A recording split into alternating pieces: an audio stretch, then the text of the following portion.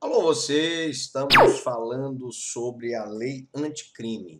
E nesta aula nós vamos falar sobre as modificações na lei de execução penal. Muito bem.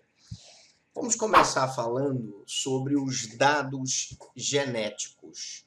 Essa modificação, ela foi feita no artigo 9º da lei de execução penal.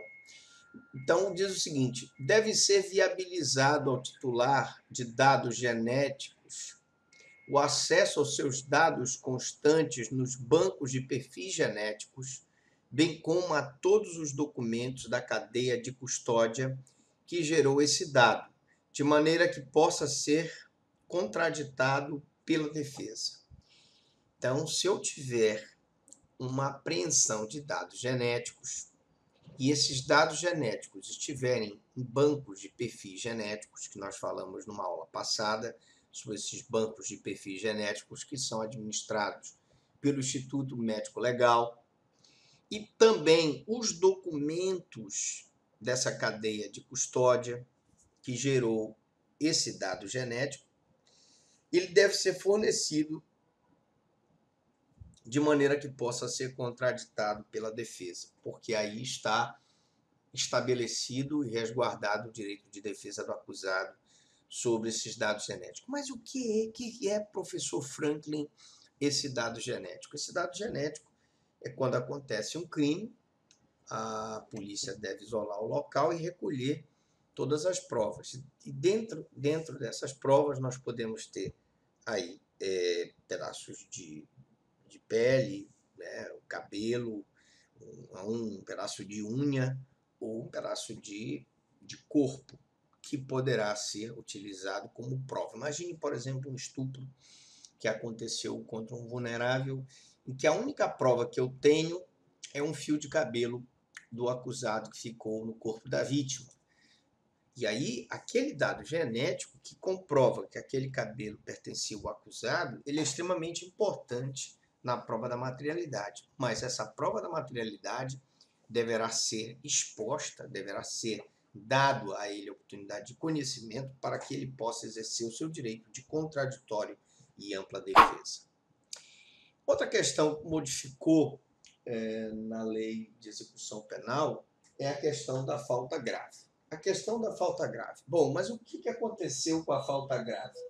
A falta grave, prevista no parágrafo 8º da lei de execução penal, dizia o seguinte: constitui falta grave a recusa do condenado em submeter-se ao procedimento de identificação do perfil genético.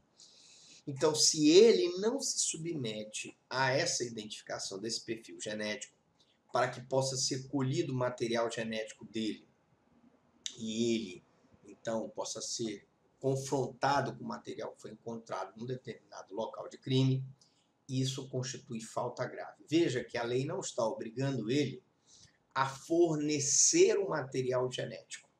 A lei não obriga o acusado a fornecer esse material genético, mas ela diz que é falta grave a recusa em submeter-se ao procedimento de identificação do perfil genético. E a falta grave, ela faz com que o acusado perca uma série de benefícios da lei de execução penal. Portanto, é uma forma de obrigar o acusado a fornecer material para identificação do perfil genético. É lógico que o ideal seria que nós pudéssemos obrigar o acusado a fornecer esse material, contudo, por uma questão de defesa do direito à intimidade, um direito humano inerente à pessoa, ele tem o direito de não se submeter ao procedimento de identificação do perfil genético. Outra questão muito interessante é o regime disciplinar diferenciado, o RDD. O RDD, com a lei anticrime, mudou. E ele mudou, penso, para melhor, porque o artigo 52 diz: a prática de fato previsto como crime doloso constitui falta grave.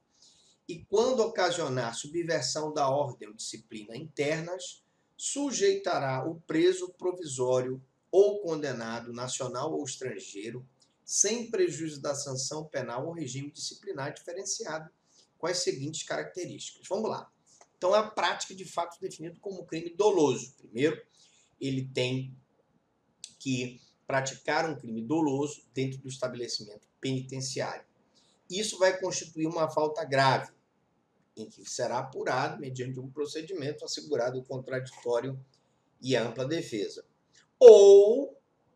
E quando ocasionar a subversão da ordem e disciplina internas. Então, um movimento de fuga, um movimento de rebelião dentro do presídio, ele está disciplinado aqui por esse artigo. Também vale se ressaltar que essas condutas sujeitam o preso provisório, ou seja, ou o condenado, ou seja, aquele que está em prisão preventiva, em prisão temporária, ou aquele que já foi condenado a uma pena, uma sanção em definitivo, porque não tem mais sentença judicial transitada no julgado, ou seja, já não tem como ele recorrer mais, não tem mais o recurso daquela sentença, sendo ele nacional ou estrangeiro, ele fica sujeito ao regime disciplinar diferenciado, que tem as seguintes características. Quais são as características do RDD? Duração máxima de 2 anos, não significa que ela não possa ser prorrogada, porque sem prejuízo de repetição da sanção por nova falta grave da mesma espécie. Então, quantas faltas graves ele praticar por crime doloso ou subversão interna serão aplicados os 2 anos repetidamente até que ele não pratique mais essa falta grave. Recolhimento em cela individual significa que ele se recolhe individualmente a uma cela. Visitas quinzenais de 2 pessoas por vez a serem realizadas em instalações equipadas para impedir o contato físico. Atenção! Visitas de 15 em 15 dias, de 2 pessoas por vez, não mais do que isso, a serem realizadas em instalações equipadas para impedir o contato físico. Então, a pessoa, por exemplo, não terá contato físico com o advogado que está lhe visitando, não terá contato físico com o familiar, e a passagem de objetos, porque através dessa passagem de objetos que entra a faca, que entra o celular, para que ele possa se comunicar com o lado de fora do presídio, por pessoa da família ou, no caso de terceiro, autorizado judicialmente com duração de 2 horas. Então, nós vemos aqui uma visão de filme americano em que a pessoa recebe a visita no RDD de apenas 2 pessoas, sem o contato físico, ele fala normalmente para aquele telefone, numa cabine do lado, e o preso está do outro, sem que haja a possibilidade de passagem de objetos, e por pessoa da família, que ele é o preso indicar, ou no caso de terceira pessoa, sempre com autorização judicial e no máximo com duração de 2 horas. O direito do preso à saída da cela por 2 horas diárias para banho de sol, ele tem o direito, mantém esse direito, está numa cela individual, mas ele pode sair com banho de sol em grupos de 4 presos para evitar um movimento possível de um número maior para que seja realizada uma rebelião, desde que não haja contato com presos do mesmo grupo criminoso. Atenção! E aí eu tenho a preocupação de separar as facções dentro da cadeia, ou seja, se impede o contato com outro grupo criminoso.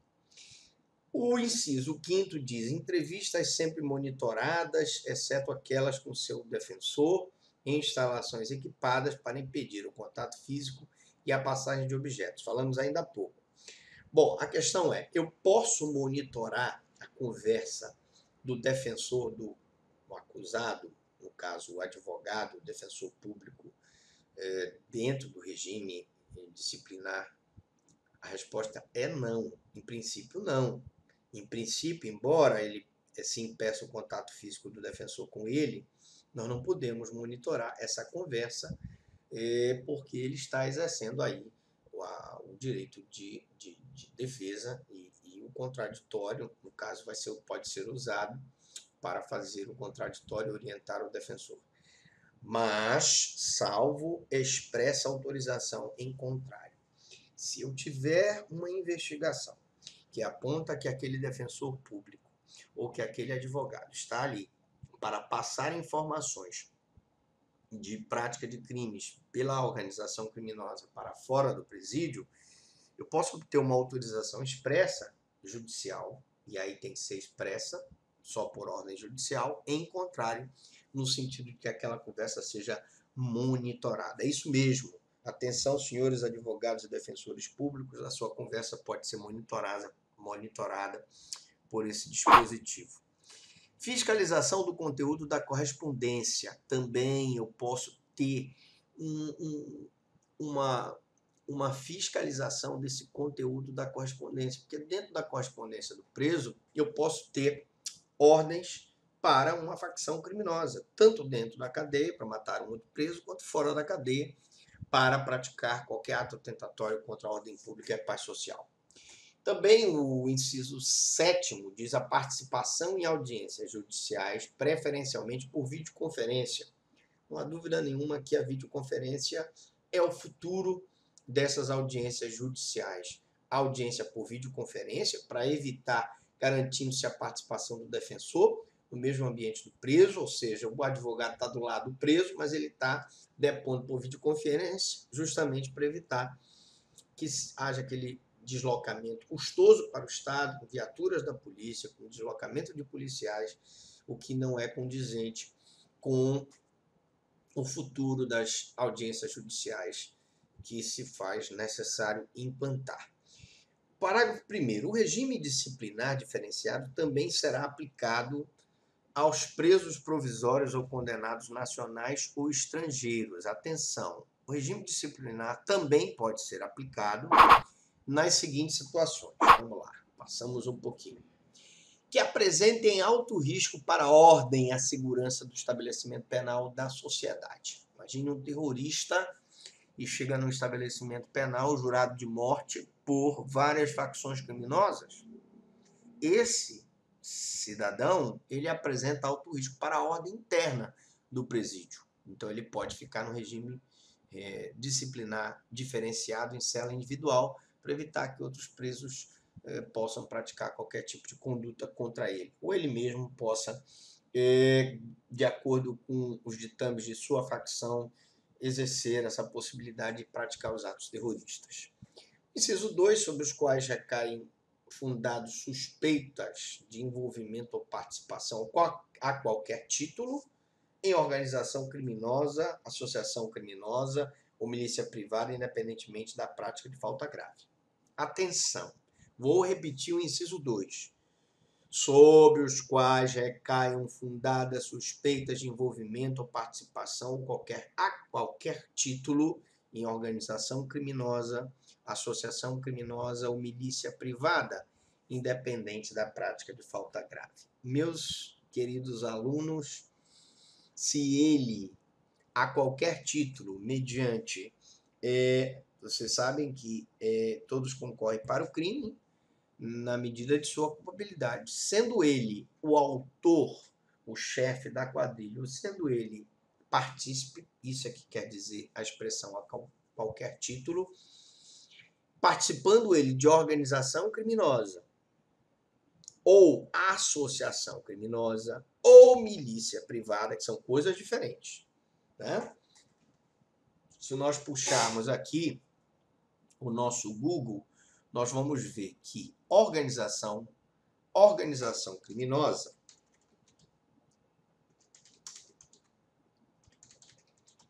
é uma coisa, associação criminosa é outra. Define-se organização criminosa as infrações que são praticadas aqui, infrações penais previstas em tratados ou convenções internacionais, quando iniciada a execução no país, o resultado tem ou deve-se ter ocorrido no estrangeiro. As organizações terroristas entendidas como aquelas voltadas para a prática de atos de terrorismo. Então, isso aqui é uma organização criminosa, certo? O que é diferente da associação criminosa, que é um antigo crime de quadrilha ou bando, que é diferente da milícia privada, que é aquele grupo armado privado que pratica crimes. Inclusive, houve a criação de um novo dispositivo no Código Penal, que é o crime de milícia, né? Então, independentemente da prática de falta grave, mesmo que ele não tenha praticado, o fato dele ser de organização criminosa, ou associação criminosa, ou milícia privada, já o coloca no RDD. Outra questão é o parágrafo 3º, que diz: existindo indícios de que o preso exerce liderança em organização criminosa, associação criminosa ou milícia privada, ou que tenha atuação criminosa em 2 ou mais estados da federação, o regime disciplinar diferenciado será obrigatoriamente cumprindo o estabelecimento prisional federal. Imagine um preso que exerce liderança em uma organização criminosa. E que essa organização criminosa, ou associação criminosa, ou milícia privada, ela pode ou não atuar em 2 ou mais estados da federação, e aí nós temos o caso do PCC, do Comando Vermelho, que atua em 2 ou mais estados. Imagine o chefe de uma organização criminosa, esse chefe, obrigatoriamente, ele vai cumprir a sua pena em regime em estabelecimento federal, porque há uma necessidade de que ele possa ser extremamente perigoso. Portanto, no estabelecimento prisional federal, ele, em tese, teria mais condições de ser detido nessa sua liderança em organização criminosa. Bom, na próxima aula nós vamos ver a hipótese dos parágrafos anteriores do regime disciplinar poderá ser prorrogada sucessivamente, e a gente vai ver as prorrogações sucessivas do RDD. Mas isso na próxima aula. Até aqui, alguma dúvida, alguma pergunta?